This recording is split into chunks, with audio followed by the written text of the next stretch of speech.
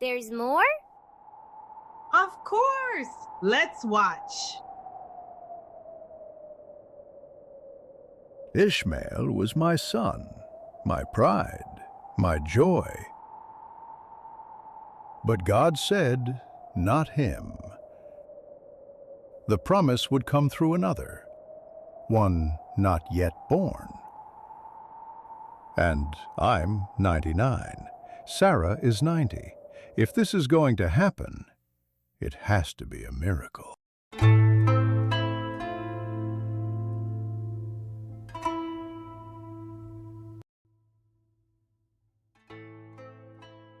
She came back, Hagar, worn out, angry, but alive and carrying my son Ishmael.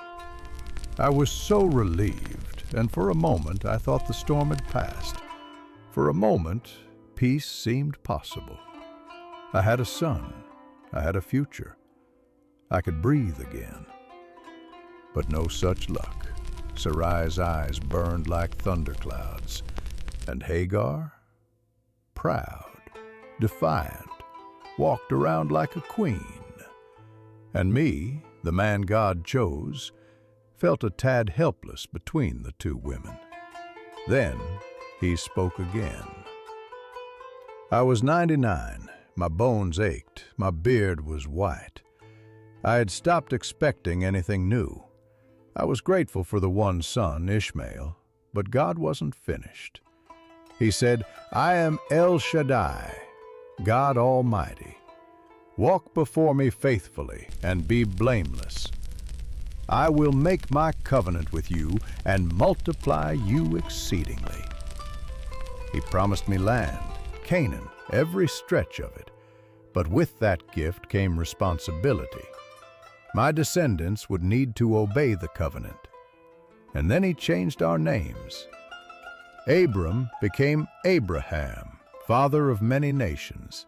Sarai became Sarah, princess. He named us not for who we were, but for who we would become.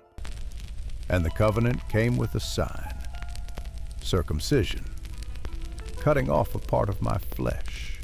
Why would God ask me to cut my flesh, you wonder? The cut was about covenant, a sign that I belonged to Him. Every time it reminded me, my life is not my own. But listen closely. Today, God doesn't ask you to cut your skin. He asks you to circumcise your heart, to remove what is hard, stubborn, rebellious inside, to let Him shape you into someone who lives differently. A transformed heart that shows you truly belong to Him.